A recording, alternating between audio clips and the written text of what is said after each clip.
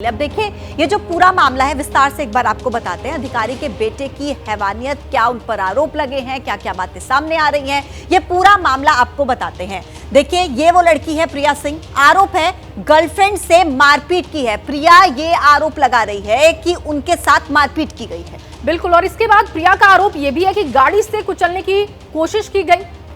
और इसी के साथ देखिए 4 साल से ये दोनों रिश्ते में थे। प्रिया की तरफ से ये भी सामने आया है। और प्रिया ये भी कह रही हैं, जब एबीपी न्यूज से उन्होंने बातचीत की तो उनका कहना है कि पहले से शादीशुदा था आरोपी और ये बात वो जानती थी, लेकिन उसका कहना था कि वो तलाक लेकर प्रिया से शादी करेगा।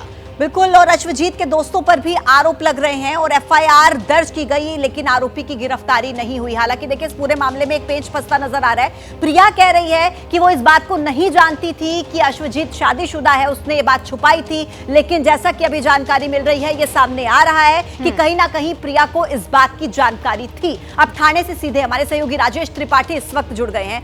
राजेश, इस पूरे मामले को लेकर लगातार नए नए खुलासे हो रहे हैं। प्रिया अपना पक्ष रख रही है, कह रही है कि पुलिस की तरफ से भी बहुत ज्यादा मदद नहीं मिल पा रही है, लेकिन ग्राउंड जीरो पर आप क्या देख पा रहे हैं? क्या वाकई जितना ये मामला प्रिया की तरफ से बताया जा रहा है एकदम वैसा ही है, या कुछ और पेंच इस पूरे मामले में फंसे हुए हैं? राजेश जी बिल्कुल, इसमें जो प्रिया ने बयान दिया है कि मैंने इसकी रिपोर्ट जो है 4 दिन पहले करवाई थी और पुलिस उस पर कोई संज्ञान नहीं ले रही थी।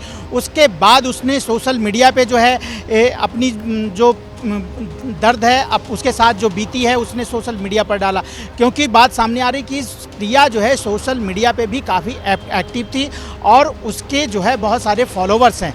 तो जब ये बात मीडिया में आई और इसके बाद पुलिस जो है इसमें संज्ञान लिया, एक्टिव हुई और इस मामले को आगे बढ़ा रही है।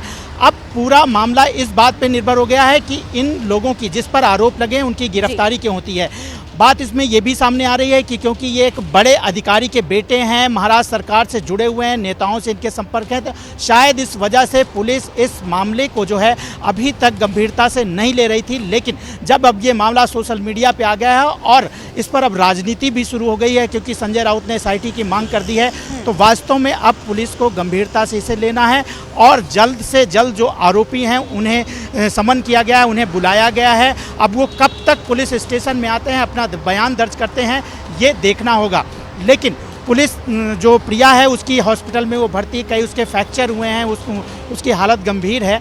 बातचीत भले ये कर रही है, लेकिन जो उसने बताया है कि वो चल फिर नहीं सकती है, कई जगहों पर शरीर पे चोट आई है। तो इस मामले पर पूरी जो है इस पे अब राजनीति है और पुलिस इस पे लगातार कह रही है कि हम इस पे काम करें। बड़े अधिकारी के बेटे के होने के नाते अब इस पर राजनीति शुरू हो चुकी है। आप राजेश बने रहिएगा हमारे साथ।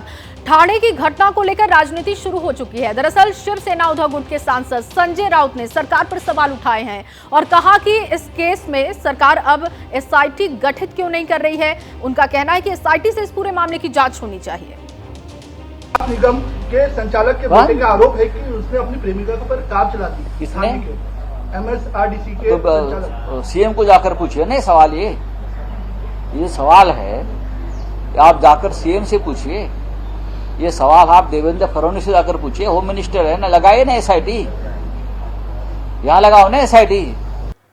संजय को आपने सुना, संजय राउत जो जिस तरीके की बात यहां पर सामने रख रहे थे। लेकिन राजेश, अब मामला ये सामने आता है कि पूरे मुद्दे को लेकर जो राजनीतिक प्रेशर अब सामने आया है, जैसा कि कहा जाता है बड़े अधिकारी का बेटा है, इस वजह से जांच नहीं हो रही। लेकिन अब राजनीति जो गरमाएगी, जो प्रेशर होगा, क्या उम्मीद की जाए कि अब इस मामले का सच आएगा सामने, न्याय मिलेगा? बिल्कुल बिल्कुल, सच सामने आना जरूरी है और आएगा भी, क्योंकि अब पुलिस पर बहुत ज़्यादा दबाव हो गया है और सरकार भी इस मामले पर क्योंकि एक महिला से जुड़ा मामला है, उसको गंभीरता से उन्हें लेना पड़ेगा। और पुलिस जो यहाँ पर हम देख रहे हैं कि वो भी अब गंभीर हुई है, जो 4 दिनों तक चुप बैठी हुई थी, इस मामले पर कोई भी ध्यान नहीं दे रही थी।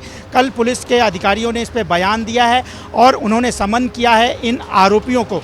तो ये जो आरोपी हैं वो भी जो है पुलिस स्टेशन उन्हें आना पड़ेगा, क्योंकि अधिकारी जो है जिसका ये बेटा है वो महाराष्ट्र सरकार के एक बड़े विभाग से जुड़ा हुआ है।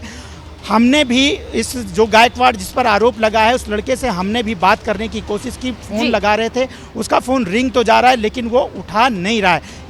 यानी कि उसने अभी फ़ोन बंद नहीं किए हैं, वो पुलिस के संपर्क में है और कब वो पुलिस स्टेशन आता है और अपनी बात रखता है, बयान देता है, इस पे हमें इंतजार करना होगा और हम उस पर नज़र बनाए हुए हैं।